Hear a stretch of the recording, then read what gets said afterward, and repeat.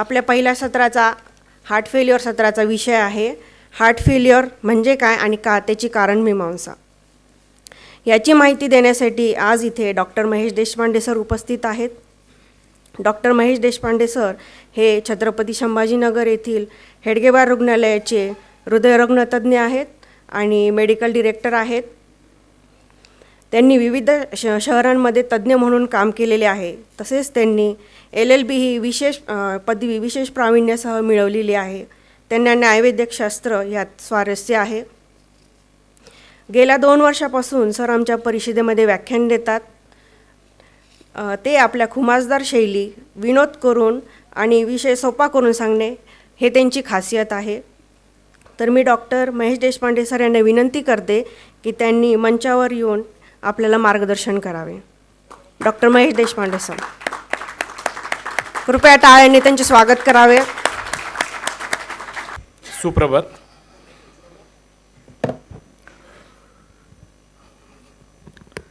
जागतिक हृदय दिन 2025 या निमित्ताने जी आपण एक प्रबोधनात्मक म्हणू किंवा एक जागरणात्मक अशी एक छोटीशी परिषद जी आयोजित केलेली आहे रोपळेकर हॉस्पिटल आणि रोपळेकर कुटुंबियांनी, त्याचं हे 3रं पुष्प आहे. साधारणतः जर का सगळ्या भारतीय वेगवेगळ्या ज्याला आपण म्हणू प्राचीन पुराणं असतील, उपनिषदं असतील, लोककथा असतील, याच्यामध्ये सगळ्यात जास्त महत्त्व कलियुगामध्ये कशाला दिलं गेलं असेल, जसं जुन्या काळात सत्ययुगात यज्ञाला होतं, काही काळ शौर्याला म्हणजे लढण्याला होतं, तसं कलियुगामध्ये सगळ्यात मोठं महत्त्व हे दानाला आहे.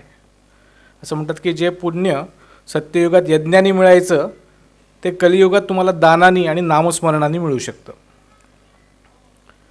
तर साधारणतः हृदयाचा त्रास झाला की नामस्मरण आपोआप घडतं.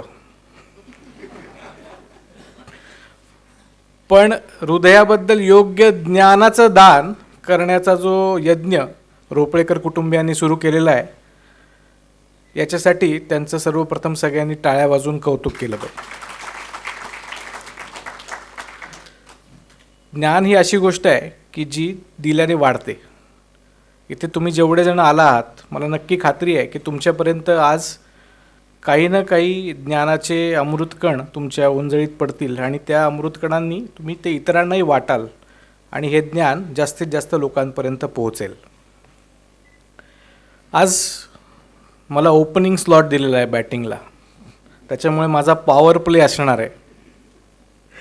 तर जर का काही सिक्सर्स चौकार गेले आणि कळले नाही तर तुम्ही मध्ये मला थांबवू पण शकता, पण बहुतेक असं होणार नाही याची मी काळजी घेईन.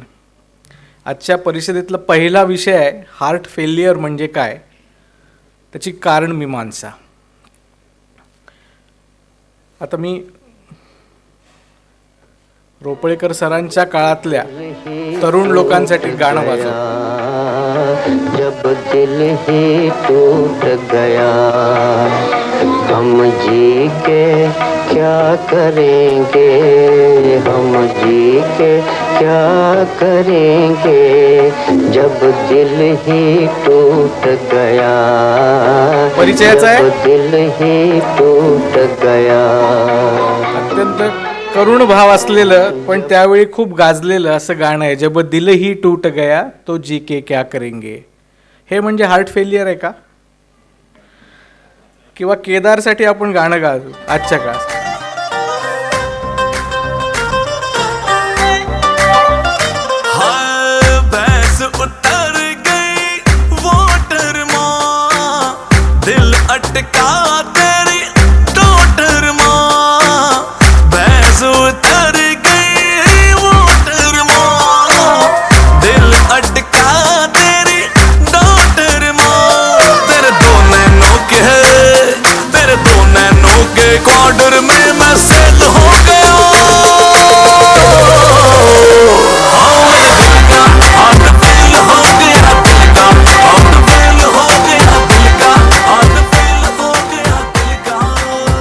दिल का हार्ट फेल हो गया.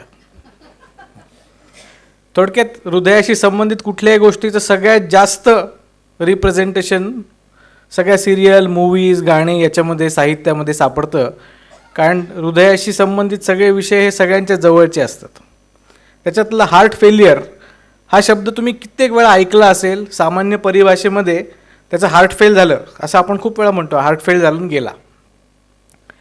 पण हार्ट फेलची जर का वैज्ञानिक आपण व्याख्या बघायला गेलं तर इंग्रजीमध्ये it is a pathophysiological process in which the heart as a pump is unable to meet the metabolic requirements of the tissue for oxygen and substrates despite the venous return to the heart is either normal or increased. हे म्हटल्यानंतर तुम्हाला दिल चाहा त्या आपल्या 3 इडियट्समधल्या मशीनच्या व्याख्येची आठवण झाली असावी की तुम्ही म्हणाल नक्की कहना क्या चाहते हो. थोडक्यात हार्ट फेल झालं आपण असं तेव्हा म्हणू, हार्ट फेलियर, जेव्हा आवश्यक प्रमाणामध्ये लागणारं ऑक्सिजन आणि इतर प्रमाणातले पोषणद्रव्य जर का हृदय वेगवेगळ्या टिश्यूंपर्यंत, त्याला ऊती म्हणतो आपण मराठीमध्ये, पण ऊती म्हटलं तर कोणाला पटकन कळणार नाही म्हणून टिश्यू म्हटलं की कळतं. आपलं मराठी फार चांगलं आहे. तर असं लागणारा ऑक्सिजन आणि पोषणद्रव्य जेव्हा हृदय वेगवेगळ्या अवयवांपर्यंत पोहोचवण्यामध्ये सक्षम ठरत नाही त्याला आपण हार्ट फेल्युअर म्हणतो. याचा अर्थ काही हृदय बंद पडलेलं असतं असं नाही. साधारणतः ऑक्सिजन जर का पोहोचवायचं असेल, ऑक्सिजन हे सगळ्यात महत्त्वाचं जीवनद्रव्य आहे, त्याच्यावर जगणं अवलंबून आहे पेशींचं, बरोबर आहे. तर त्याच्यासाठी 3 प्रक्रिया शरीरामध्ये घडायला लागतात. एक असतं श्वास घेणं, ज्याला आपण व्हेंटिलेशन म्हणतो, ज्याच्याद्वारे ऑक्सिजन फुफ्फुसापर्यंत येतो. तो फुफ्फुसामधून आपल्याला हृदयात वेगवेगळ्या रक्ताच्या धमन्यांपर्यंत आणायला लागतो, म्हणजे कोशिकांपर्यंत आणायला लागतो, ज्याला डिफ्युजन म्हणतो आपण, की ते हवेतला ऑक्सिजन शरीराच्या रक्तामध्ये विरघळणं, हा डिफ्युजन. आणि तो विरघळलेला ऑक्सिजन वेगवेगळ्या पद्धतीने हृदयापर्यंत पोहोचला की तो वेगवेगळ्या अवयवांना पोहोचवणं, याला म्हणतात परफ्युजन. असे 3 प्रक्रिया घडतात तेव्हा ऑक्सिजन पोहोचतो. एक आहे श्वास घेणं, त्याच्यातनं ऑक्सिजन वातावरणातला आपल्यापर्यंत आला, तो विरघळला आणि मग तो हृदयाने वेगवेगळ्या ठिकाणी पोहोचवला. याच्यामधलं जेव्हा हृदय पोहोचवण्यात सक्षम ठरत नाही त्या प्रक्रियेला हार्ट फेल्युअर म्हणता येतं. आपल्याला माहिती आहे, सगळ्यांच्या फक्त एक उजळणीसाठी म्हणून सांगतो, हृदयामध्ये 2 प्रक्रिया घडत असतात. एक इलेक्ट्रिकल कंडक्शन सिस्टम म्हणून प्रकार असतो, जो हृदयाची वायरिंग आहे असं आपण समजू थोडक्यात, इलेक्ट्रिकल सिस्टम. आणि एक मेकॅनिकल किंवा पंप ॲक्शन आहे. ही पंप ॲक्शन हृदयाच्या मसलवर अवलंबून आहे. आणि या दोघांची योग्य सांगड जेव्हा घातली जाते, म्हणजे ज्या पद्धतीने करंट जातो आहे आणि ज्या पद्धतीने हृदयाचं मास काम करतं आहे, याची योग्य सांगड, ज्याला हार्ट रिदम म्हणतो आपण, हा जेव्हा व्यवस्थित असेल तेव्हा ही अभिसरणाची किंवा पंपिंगची प्रक्रिया अत्यंत इफिशियंटली काम करते. ह्याच्यातलं काहीही गडबड झालं, म्हणजे हृदयाचा रिदम बिघडला किंवा हृदयाच्या मसलचं किंवा पंपिंगची क्षमता कमी झाली, या दोन्ही कारणांनी हृदयाचं अभिसरण, पंपिंग पॉवर कमी होऊ शकते आणि हार्ट फेल्युअर मॅनिफेस्टेशन्स येऊ शकतात.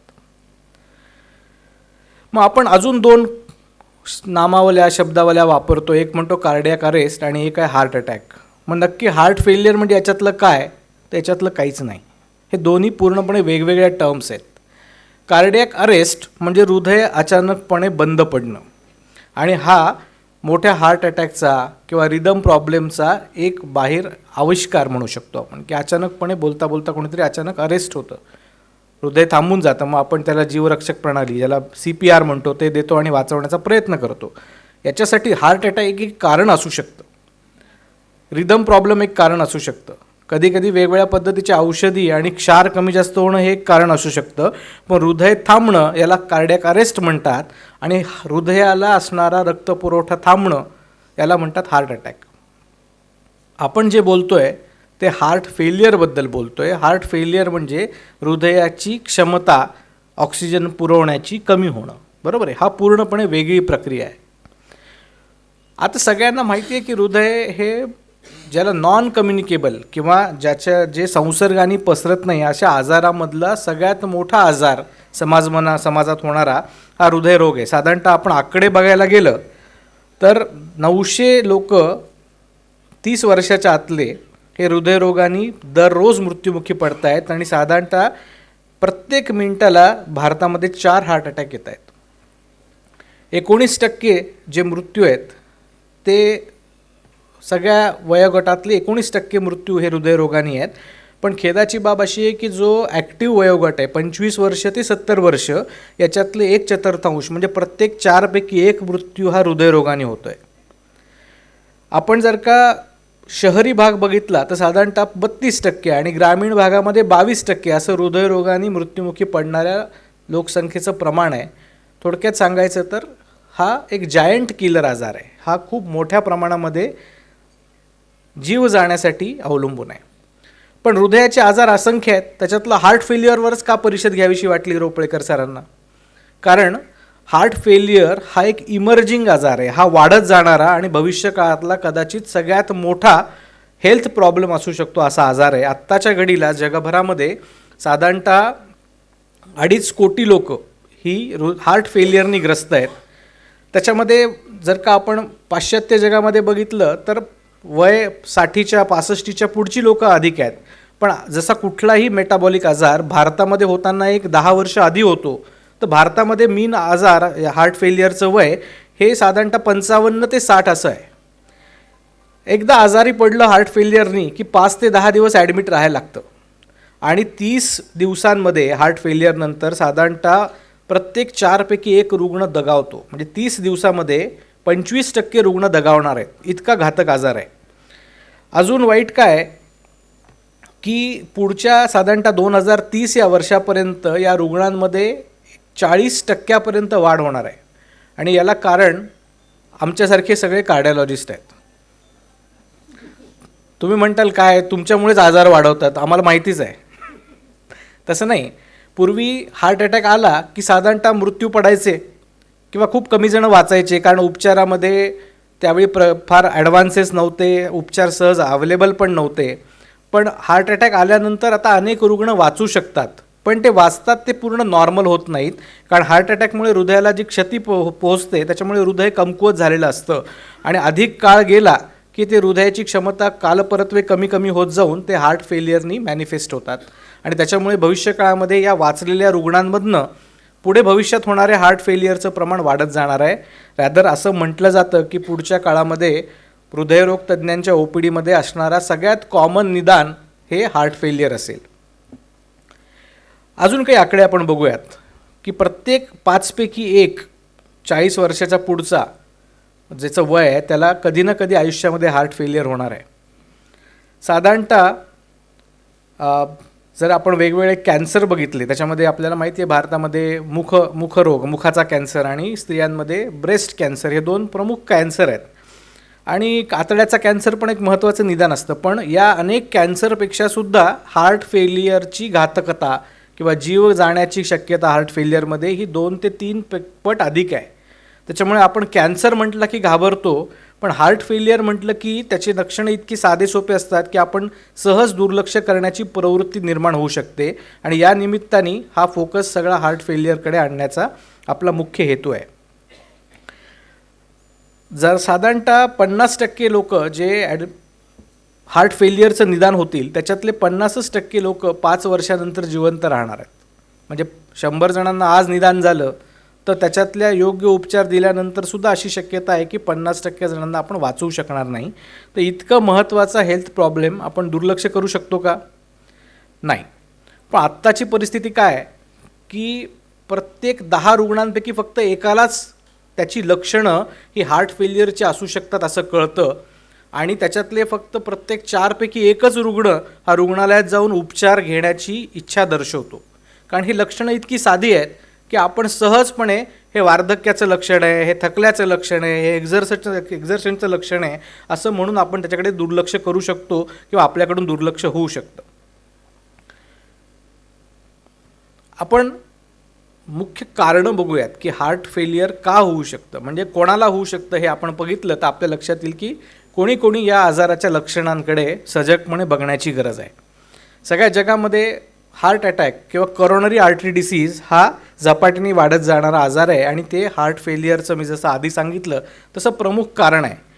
एकदा हार्ट अटॅक येऊन गेला आणि हृदय थोडं क्षतिग्रस्त झालं की काही काळानंतर त्याच्यामध्ये होणारे जे बदल असतात, ज्याला आपण म्हणतो रिमॉडेलिंग, म्हणजे त्याच्यातला स्कार जो व्रण आहे तो वाढत जाणं, हृदय सुजत जाणं, त्याच्यामधल्या वेगवेगळ्या वॉल्समध्ये लिकेज तयार होणं आणि त्यायोगे हृदयाची पंपिंग क्षमता कमी होणं आणि अल्टिमेटली हार्ट फेल्युअर होणं, अशी नॅचरल हिस्ट्री म्हणजे नैसर्गिक प्रक्रिया अशी आहे की हार्ट अटॅकनंतर जर का मोठा हार्ट अटॅक असेल तर काही कालांनी वर्षांनी हार्ट फेल्युअर होणं हे अगदी नक्कीच शक्य आहे. ते प्रमुख कारण आहे. पण अनकंट्रोल्ड ब्लड प्रेशर एक अत्यंत ज्याला आपण म्हणून लाजिरवाणी गोष्ट आहे भारतामध्ये, की अजूनही हार्ट हायपरटेन्शन किंवा ब्लड प्रेशर कंट्रोल न झाल्यामुळे लोकांना हार्ट फेल्युअर होतं.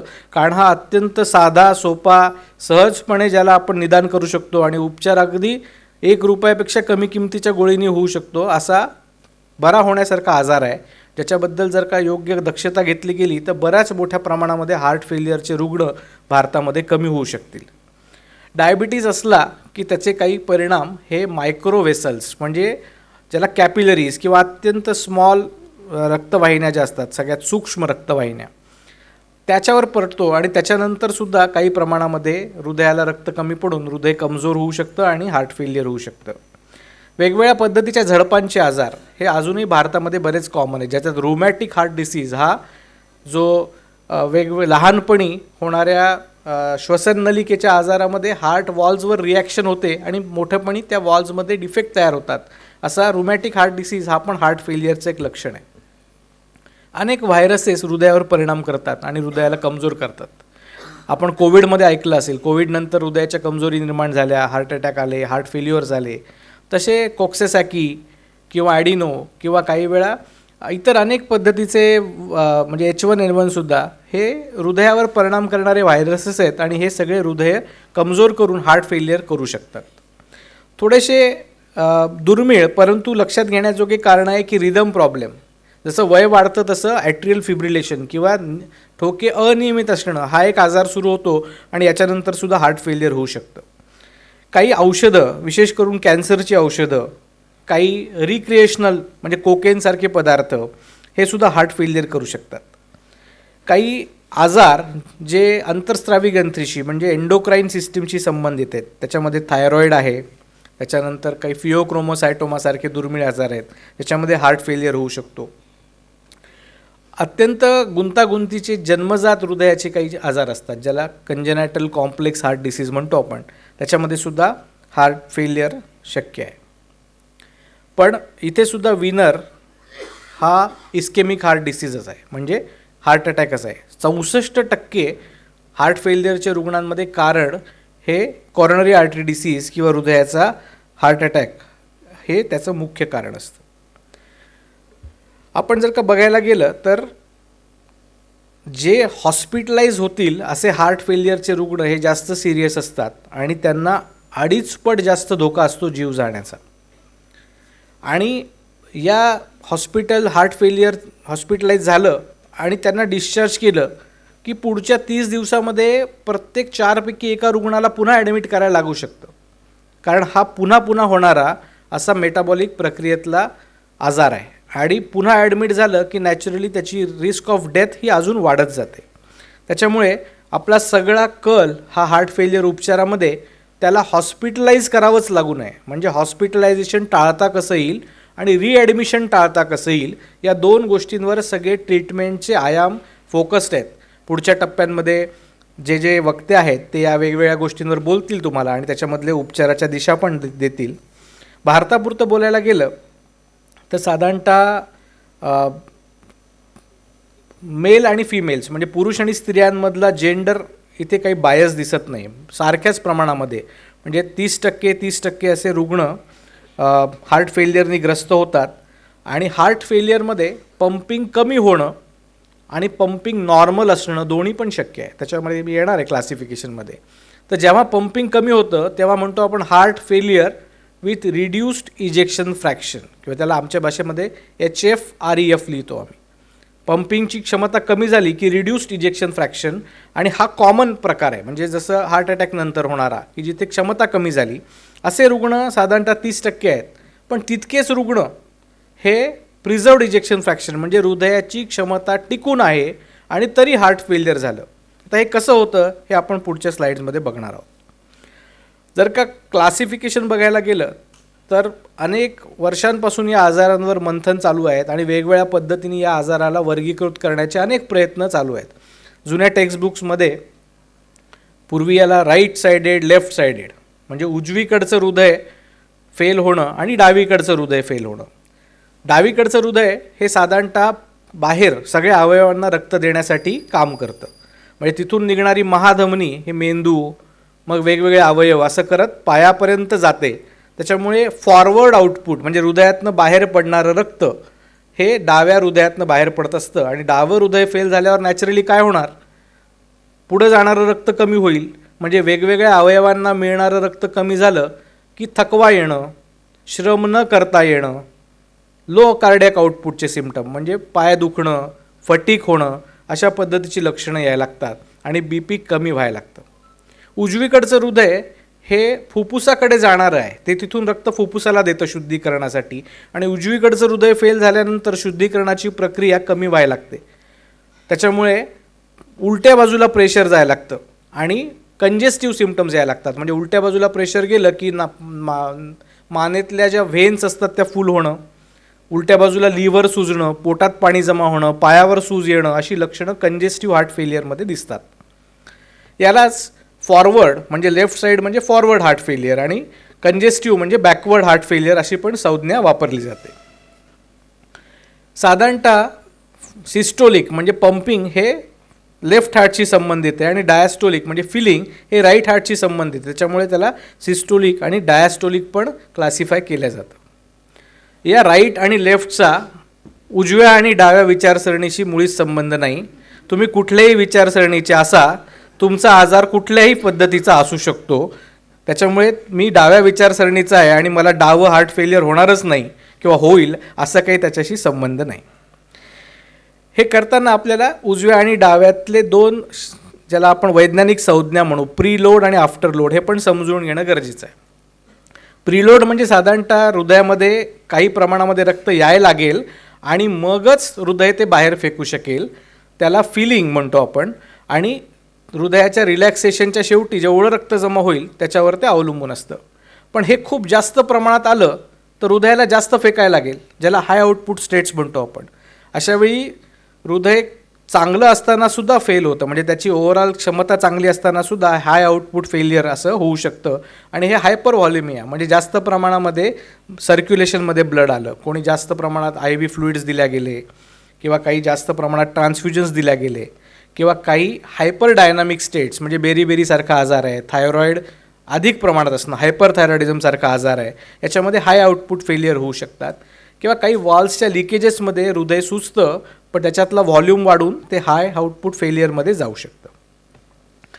दुसरी जी बाजू आहे ती आफ्टर लोड आहे. म्हणजे हृदयाला पंप करायचं आहे ब्लड, ज्या पाईपमध्ये ते फेकायचं आहे त्या पाईपमध्ये किती रेझिस्टन्स आहे, तो जर का कमी असेल तर जास्त प्रमाणात ब्लड पुढे फेकल्या जाईल. तो पाईप जर का स्टिफ असेल, तिथे प्रेशर जास्त असेल तर फेकायला जोर लागणार आणि हृदयाची क्षमता कमी असेल तर आफ्टर लोड वाढल्यामुळे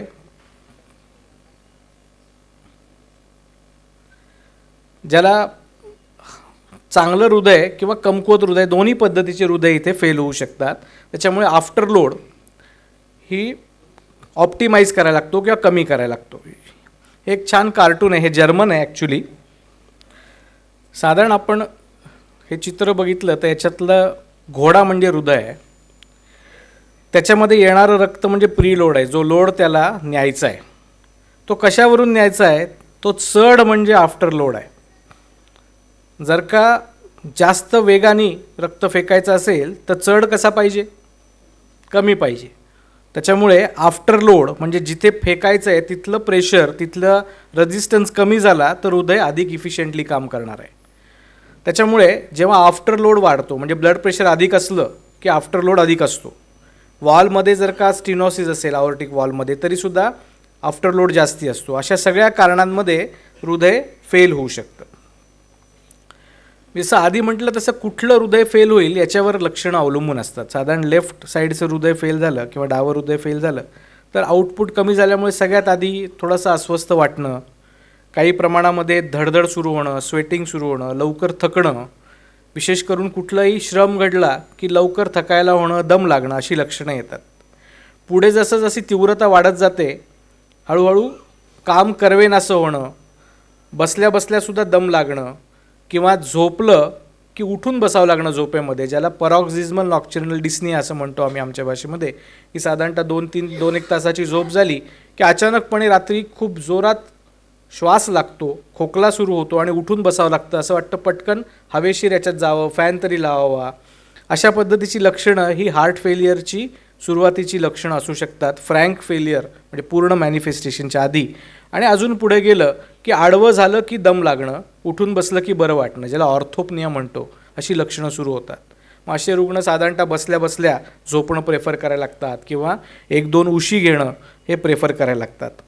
आपण याची सायन्स म्हणजे आमच्या बाजूनी तपासणीमध्ये असणारी लक्षणं बघायला गेलं तर अशा रुग्णांमध्ये पेरिफेरीज कोल्ड असतात, हातपाय थंड असतात कारण सर्क्युलेशन कमी होत जातं. जर का आपण धमनी बघितली तर त्याच्यातला व्हॉल्यूम म्हणजे त्याच्यातला ऑसिलेशन्स कमी असतात, वीक असते धमनी. आणि काही प्रमाणामध्ये आपल्याला फुफ्फुसामध्ये कंजेशन सापडू शकतं. राईट सायडेड म्हणजे उजव्या बाजूचं हृदय जेव्हा फेल होतं साधारणतः कंजेस्टिव्ह सिम्पटम्स यायला लागतात. कंजेस्टिव्ह सिम्पटम्स म्हणजे काय की पोट फुगायला लागतं, सगळ्यात पहिले पायावर सूज येते आणि त्याला अगदी खड्डा पडेल अशा पद्धतीची सूज असते, त्याला पिटिंग इडिमा म्हणतात. पण सूज वरवर सरकत जाते, मग ती मांड्यांपर्यंत येईल, काही वेळा आपल्या स्क्रोटमवर त्याच्यावर पण सूज येऊ शकते, पोटात पाणी जमा व्हायला लागतं ज्याला आसायटिस म्हणतो, आणि अल्टिमेटली फुफ्फुसामध्ये पण पाणी जमा व्हायला लागतं आणि याच्यानंतर दम वाढणं खूप जास्ती असतं. पण तुलनेने जेवढं ड्रॅमॅटिक प्रेझेंटेशन डाव्या बाजूचे हृदय फेल झाल्यावर होतं तेवढं उजव्या बाजूचं होत नाही. त्याच्यामुळे उजव्या बाजूचं हृदय फेल जर का हळूहळू झालं तर खूप वेळा खूप सूज येऊनसुद्धा पेशंट रिलेटिव्हली स्टेबल वाटतात.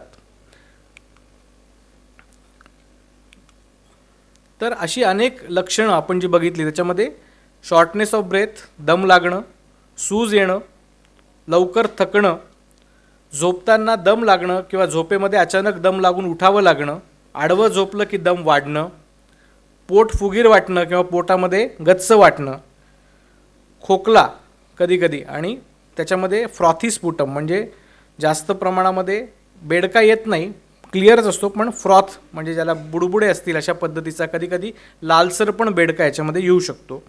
जास्त प्रमाणात रात्री लघवीला उठावं लागणं हे पण हृदयाचं लक्षण असू शकतं. आणि जेव्हा आउटपुट खूप कमी होतं, हृदयाचे पडणारं जे काही रक्त बाहेर आहे ते कमी व्हायला लागलं आणि मेंदूलासुद्धा ते कमी पडायला लागलं की कन्फ्युजन आणि काही प्रमाणामध्ये ज्याला विस्मरण अशा पद्धतीची लक्षणंसुद्धा येऊ शकतात. ही काही चित्र आहेत. हा पिटिंग इडिमा आहे, इथे बघता तुम्ही पायावर सूज आहे आणि बोटाने दाबलं तर खड्डा पडतो. पोट फुगणं ज्याला जलोदरी म्हणतो आपण मराठीमध्ये, आसायटिस, किंवा जेव्हा दम जास्त आहे तेव्हा असं उठून बसावं लागणं आणि बसल्या बसल्याच झोपणं, कारण आडवं झोपलं की दम वाढतोय. याच्यासाठी हे जेव्हा होत असतं तेव्हा अंतर्गत बऱ्याच पद्धतीच्या प्रक्रिया घडत असतात. त्याच्यामध्ये अनेक पद्धतीचे हार्मोन्स किंवा काही प्रमाणामध्ये ज्याला मेटाबॉलिक आपण म्हणतो सिग्नलिंग पाथवेज इन्वॉल्ड असतात. त्याच्यामध्ये सिम्पॅथेटिक म्हणजे साधारणतः ठोके वाढवणारी, ज्याला कुठल्याही पद्धतीच्या भयग्रस्त, ज्याला फाईट फ्लाईट रिस्पॉन्स म्हणतो आपण, अशा याच्यामध्ये जी नॅचरल काम करते ती आपली जी सिम्पॅथेटिक सिस्टम असते ही सगळ्यात पहिले ओव्हर ॲक्टिव्ह होते. ती बघते की हृदय फेल व्हायला लागलं आहे, मग ती काय करायला लागते, सगळ्यात पहिले नॉर ॲड्रेनालिनसारखं संप्रेरक वाढवते आणि त्याच्या योगे धडधड वाढणं, स्वेटिंग होणं, रेस्टलेसनेससारखी फिलिंग निर्माण होणं असे पहिले लक्षणं असतात. त्याचबरोबर किडनीला जेव्हा रक्तपुरवठा कमी व्हायला लागतो, रेनिन अँजिओटेन्सिन नावाची सिस्टम असते शरीरामध्ये, ही अधिक प्रमाणात काम करायला लागते आणि सगळ्या धमन्यांमध्ये प्रेशर वाढवण्यासाठी धमन्या संकुचित करते, त्याला व्हॅझो कन्स्ट्रिक्शन म्हणतो आपण, आणि त्या योगे काही प्रमाणामध्ये प्रेशर वाढवण्याचा प्रयत्न करते की किडनीला स्वतःला जास्तीत जास्त रक्त मिळावं. हा शॉर्ट टर्म रिस्पॉन्स असतो, दीर्घकाळासाठी हा चालत नाही, कारण मी याचं आधी दाखवलं की धमन्या संकुचित झाल्या, थोडक्यात हृदयातनं बाहेर पडणाऱ्या रक्ताला रेझिस्टन्स निर्माण झालेला आहे आणि आफ्टरलोड वाढला म्हणजे त्या घोड्याचा चढ वाढला तर घोडं लवकर बसणार आहे, कारण घोडं थकत चाललेला आहे. त्याचबरोबर बॅक कंजेशन जेव्हा सुरू होतं, म्हणजे हृदय काम करत नाही, तसं उलट्या बाजूला प्रेशर ट्रान्समिट व्हायला लागतं हृदयामधून आणि फुफ्फुसामध्ये कंजेशन किंवा तिथे रक्त साचायला लागतं किंवा पाणी साचायला लागतं, ज्याला पल्मनरी इडिमा म्हणतो, आणि आता इथून पुढे दम लागायला सुरुवात होते. या सगळ्या प्रक्रियेनंतर अनेक पद्धतीच्या गुंतागुंती पुढे शक्य असतात, जसं रिदम ॲबनॉर्मल होणं, कधीकधी लिव्हरवर सूज येऊन लिव्हरचे फंक्शन्स बदलणं किंवा लिव्हर सेल फेल्युअर होणं, काही प्रमाणामध्ये रक्ताची स्निग्धता वाढते आणि अशा पेशंट्समध्ये ब्लड क्लॉट्स तयार होण्याचं प्रमाण देखील अधिक असतं आणि त्यायोगे पॅरालिसिस होण्यासारख्या घटनासुद्धा होऊ शकतात. जेव्हा हृदय खूप कमजोर होतं त्याचा परिणाम सगळ्याच अवयवांवर होत असतो, पण सगळ्यात जास्त रक्त लागणारे अवयव त्याच्यामध्ये किडनी आहे, मेंदू आहे, इथे हे परिणाम लवकर दिसतात. त्यातल्या त्यात किडनी डॅमेज ही लवकर सुरू होते आणि याला कार्डिओरिनल किंवा हृदय आणि किडनीचं एकत्र फेलियर अशा पद्धतीचा सिंड्रोम आपण बघू शकतो. अनेक रुग्णांमध्ये सडन कार्डिॲक डेथ हे सुद्धा जे टोकाचा हार्ट फेलियर आहे, जिथं पंपिंग खूप कमी झालेलं आहे, अशा पद्धतीच्या रुग्णांमध्ये साधारणतः 20 ते 30% रुग्णांमध्ये सडन कार्डिॲक डेथ म्हणजे अचानकपणे हृदय थांबणं किंवा हृदय फेल होणं अशा पद्धतीचे लक्षणं देखील येऊ शकतात. ही एका मोठ्या विषयाची अगदी संक्षिप्त समरी आहे. याच्यामध्ये जितकं शक्य होईल तितकं त्या विषयाचं बॅकग्राऊंड सेटिंग करण्याचा मी प्रयत्न केलेला आहे, कारण याच्या पुढचा टप्पा म्हणजे त्याचं क्लासिफिकेशन आणि उपचार हे अधिक गुंतागुंतीचे असल्यामुळे त्याच्यासाठी वेगळे 2 वक्ते आहेत. ते दोघंही माझ्या इतके चांगले बॅट्समन आहेत, त्याच्यामुळे मी माझी इनिंग इथे थांबवतो आणि काही प्रश्न असतील तर तुम्ही इथे विचारू शकता.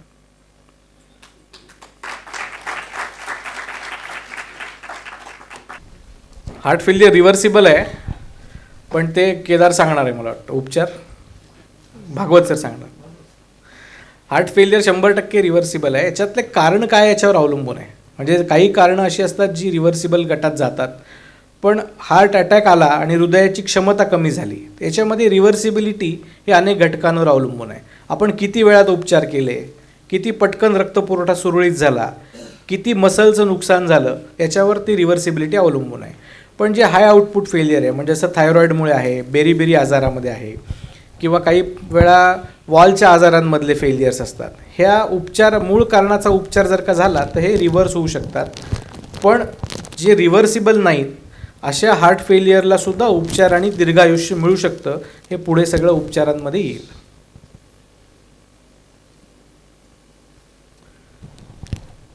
सगळ्यांचे धन्यवाद.